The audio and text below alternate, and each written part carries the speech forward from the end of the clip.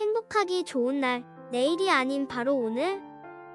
오늘도 부처님의 말씀을 듣도록 하겠습니다. 우리 삶은 모두 마음에서 비롯됩니다. 마음이 우리의 근본이며 그것에서 나와 마음으로 이루어집니다. 마음을 어떻게 가지는지에 따라 우리의 삶은 크게 달라집니다. 바로 이 점에서 수레바퀴가 소의 발자국을 따르듯이 우리의 선택과 행동이 우리의 삶을 향해 영향을 미치는 것입니다. 나쁜 마음을 품고 말하거나 행동하면 괴로움이 그를 따릅니다. 마음의 부정적인 에너지가 주변에 전해져 불평과 불화를 초래하게 됩니다. 그러나 반대로 맑고 순수한 마음을 가지고 말하거나 행동하면 즐거움이 그를 따릅니다. 마음의 긍정적인 힘이 주변에 영향을 미쳐 희망과 기쁨이 만발해진다. 이는 마치 그림자가 주인을 따르는 것과 같은 원리입니다. 따라서 우리는 매 순간 우리의 마음을 살펴보고 정화시키는 노력을 기울여야 합니다. 마음의 상태가 우리의 행동과 경험을 결정하기 때문에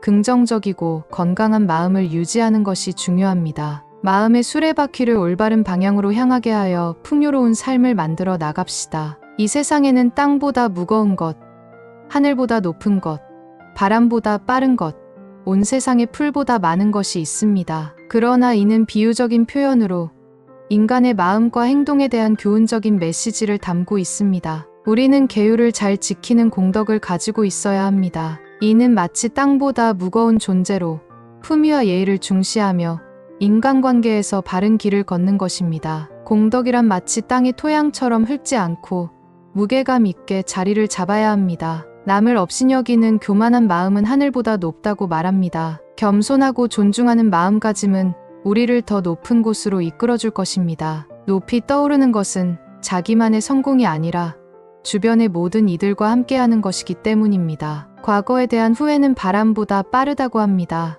이는 어떠한 실수나 잘못된 선택에 대해 빠르게 받아들이고 교훈을 얻어야 한다는 의미입니다. 뒤돌아보면서 자신을 돌아보고 더 나은 미래를 위해 노력하는 자세가 중요합니다. 떠오르는 잡념은 온 세상의 풀보다 많다고 합니다. 이는 현실적인 어려움과 고민, 잡념들이 우리 마음을 어지럽힌다는 의미입니다. 하지만 계율을 잘 지키고 노력과 진지함으로 잡념을 깨끗하게 정화할 수 있습니다. 그러므로 우리는 계율을 잘 지키며 겸손하고 존중하는 마음가짐으로 높은 곳을 향해 나아가고 과거의 실수를 빠르게 교정하며 현실에 흐트러질 때 정신을 차리고 진취적으로 나아가야 합니다. 이것이 우리에게 주어진 소중한 길일 것입니다. 죽음은 우리 삶의 끝을 의미하지만 그 끝에는 새로운 시작이 숨어 있습니다. 우리는 죽음에 대한 두려움과 부정적인 시각을 버리고 그것을 새로운 여정의 출발로 받아들일 수 있습니다. 생명의 한 주기로서 죽음은 불가피한 것이지만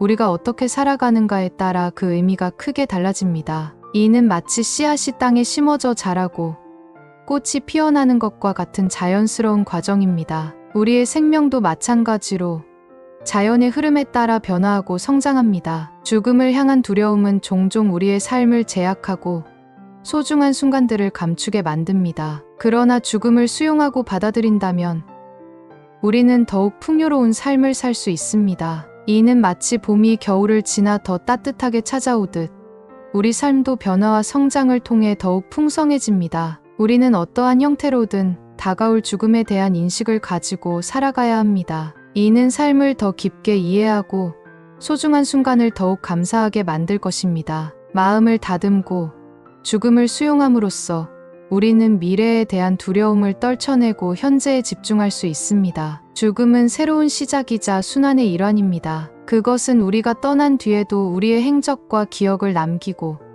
다음 세대에 영감을 줄 것입니다. 우리는 마지막까지 삶을 깊이 살아가며 죽음을 통해 새로운 모험의 문을 열어나가야 합니다. 신선한 공기와 아름다운 풍경이 내려다 보이는 왕궁에서 태어난 시다르타는 출가 전 그의 청춘은 고요함이 아니라 교만에 가득 찼습니다. 왕자로서 태어나 최고의 환경에서 살며 아름다운 부인과 자식을 두었습니다. 그는 모든 것이 자신에게 주어진 것이라 생각했고 세상은 무한한 행복으로 가득 차 있을 것이라고 기대했습니다. 그러나 세월이 흘러가며 시다르타는 무상의 교훈을 얻게 됩니다. 삶은 불변하지 않으며 모든 것은 무상의 힘 아래 변화한다는 것을 깨달았습니다. 그는 어릴 적 자신의 교만과 무지를 회고하며 말합니다. 어리석은 범부는 자신의 늙음을 잊고 남의 늙음을 혐오하며 살아간다. 나 또한 늙어가고 있는 몸이다. 남의 늙음을 혐오하는 것은 옳은 일이 아니다. 내가 어리석게도 무상의 이치를 간과하며 자신의 늙음을 부정하고 혐오했던 그 교만한 순간들은 산산이 무너졌다. 이러한 깨달음을 통해 시다르타는 청춘의 교만에서 벗어나고 세상의 변화와 무상의 법칙에 순응하며 참된 깨달음을 찾아 나갔습니다. 그는 비구들에게 자신의 경험을 전하며 삶의 진리를 깨닫도록 이끌었습니다. 우리의 삶은 마치 헛개비와 같습니다. 하나는 모든 것이 허무하고 공한 실체 없음을 깨닫는 것이고, 또 다른 하나는 모든 것이 인과와 연기에 따라 나타나고 사라지는 현상의 연속임을 이해하는 것입니다. 이는 음양과 같이 상반된 두 가지 모습이 번갈아 나타나는 현상과도 유사합니다. 우리는 모두가 무상하다는 진리를 깨달아야 합니다. 그 무상에 집착하지 않고 연연하지 않아야 진정한 해방을 얻을 수 있습니다. 나타난 것은 결국 사라지고 없어진다는 사실을 이해하고 욕망에 끌리면 그에 상응하는 대가를 치러야 한다는 인과법을 명심해야 합니다. 그러나 많은 사람들은 이러한 진리를 무시하고 오용락에 빠져들어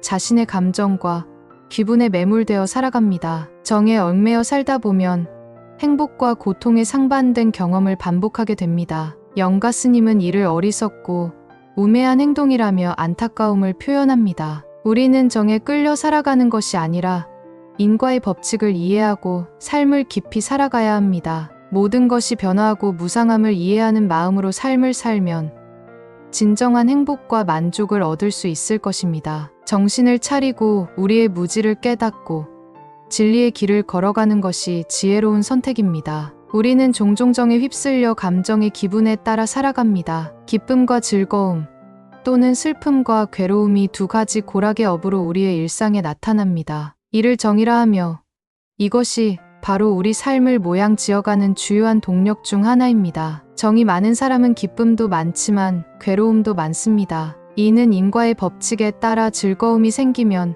그에 상응하여 괴로움도 발생하기 때문입니다. 사랑이 깊으면 미움과 증오도 깊어집니다. 이는 삶의 균형을 이루는 자연의 원리입니다. 인과는 단순히 개인 간의 일이 아니라 다양한 형태로 나타납니다. 한 사람을 지독히 사랑하다가 그에게 배신당하면 증오와 미움이 생길 수 있지만 이러한 감정이 다른 사람에게 옮겨질 수도 있습니다. 업은 업식, 업장, 업연, 업인, 업과로 구성되어 있으며 이는 고락의 업인 기분 좋고 나쁜 정의 기운을 나타냅니다. 즐거움과 기쁨이 있는 때에는 반드시 괴로움과 슬픔도 찾아오게 되어 있습니다. 그리고 이 두 가지 감정은 언제 어디서든 뜻밖의 시간에 나타날 수 있으며 때로는 다른 사람의 행동에 의해 때로는 자신의 일상에서 나타날 수 있습니다. 그러므로 우리는 감정의 기분에 휩쓸리지 않고 삶의 변화에 유연하게 대처하며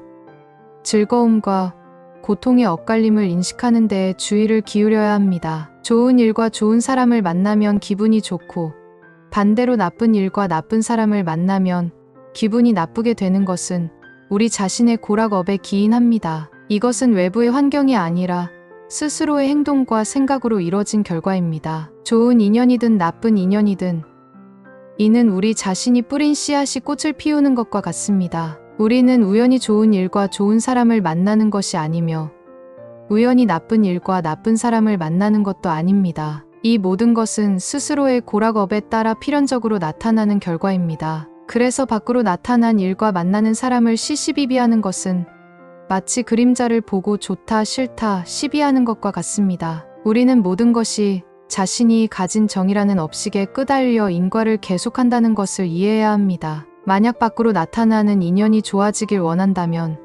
자신의 정, 고락, 분별, 인과의 업을 소멸시키는 데 힘써야 합니다. 기도와 참선, 보시와 정진은 우리가 자신의 업, 고락, 인과를 벗어나고 정신적인 성장을 이루는 데 도움을 줄 것입니다. 이러한 노력을 통해 우리는 외부의 환경에 휘둘리지 않고 고락의 순환에서 벗어나 행복하고 안정된 삶을 창조할 수 있을 것입니다. 근원을 끊는다는 것은 마음의 집착과 분별을 끊는 것을 의미합니다. 부처님의 가르침을 실행한다는 것은 지금 이 순간을 그대로 받아들이고 과거나 미래에 대한 불필요한 집착과 분별에서 벗어난다는 것입니다. 이는 잎을 따고 가지를 어떻게 하는 것에 대한 지엽적인 고민이 아닌 깊은 수행의 의미를 담고 있습니다. 매 순간 감정에 끄달려 좋다 나쁘다, 얻었다 잃었다의 일상적인 사소한 고민을 넘어서면 더 이상 잎이든 가지든 찾을 필요가 없다는 것입니다. 이러한 집착과 분별심을 떨쳐버린다면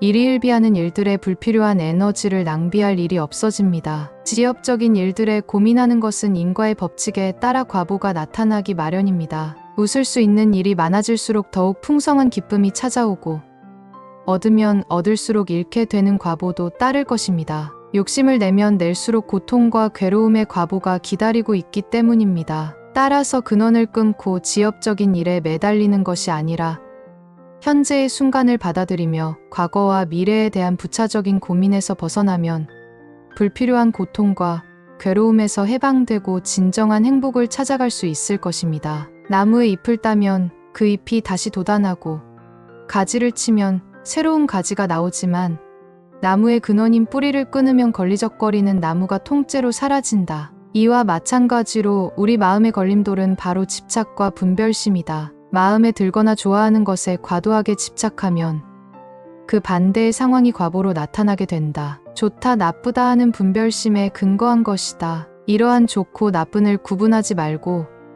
모든 것을 그냥 그대로 받아들이며 차분한 마음가짐을 기르는 것이 중요하다. 예를 들어 상대방의 욕설이나 공격에 대해 방어적으로 대응하는 대신 분별심을 내려놓고 공감하며 대처하는 것이 중요하다. 이러한 긍정적인 태도를 취하면 분별심이 작용하여 상대방의 감정이 수그러들게 되어 상호 간의 갈등을 최소화할 수 있다. 또한 상대의 행동이 불편하거나 불쾌하다고 생각되더라도 그것을 나쁘게 평가하지 않고 그냥 존중하는 마음가짐을 갖는 것이 중요하다. 상대의 행동이 분별심에 기인한 것일 수 있기 때문에 이를 존중하면서 내 감정에 휘둘리지 않도록 노력해야 한다. 결국 분별심을 떨쳐버리고 모든 상황을 차분한 마음가짐으로 받아들이면 인과의 과보로 인한 감정의 반복에서 벗어날 수 있고 좀 더 평온하고 안정된 삶을 살아갈 수 있을 것이다. 옳지 않은 일에 대해 참기 어려운 순간들은 누구에게나 찾아오는 것이라 생각됩니다. 그러나 세상의 일은 옳고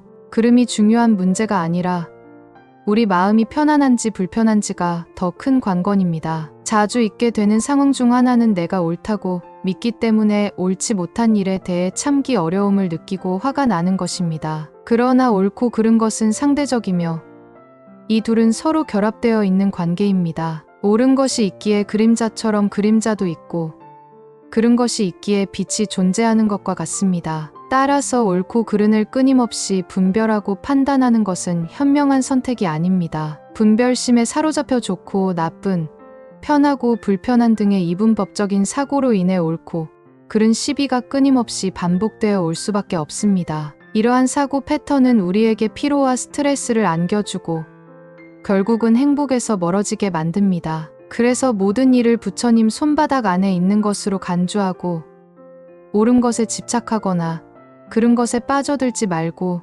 중도의 마음으로 대하려는 노력이 필요합니다. 분별심을 내려놓고 모든 것에 대해 인과의 흐름을 이해하며 긍정적인 마음가짐으로 모든 상황에 편안한 마음으로 대할 수 있다면 불필요한 갈등과 고민에서 벗어날 수 있을 것입니다. 때로는 기도와 참선, 보시와 정진과 같은 수행을 통해 집착과 분별심을 조절하는 힘을 길러 나가는 것도 도움이 될 것입니다. 이를 통해 내면의 평화를 찾아가며 모든 상황에 미소를 지을 수 있는 마음가짐을 길러 나갈 수 있을 것입니다. 우리의 몸과 마음은 지수화풍의 사대와 색수상행식의 오운으로 이루어져 있습니다. 이러한 요소들은 영원히 변하지 않고 온전하게 존재하지 않으며 잠깐이라도 온전함을 유지할 수 없다는 것을 알게 됩니다. 우리는 주체가 없어서 존재하는 것처럼 보이지만 결국은 없는 것과 다를 바 없는 존재이기 때문에 이에 집착할수록 고통과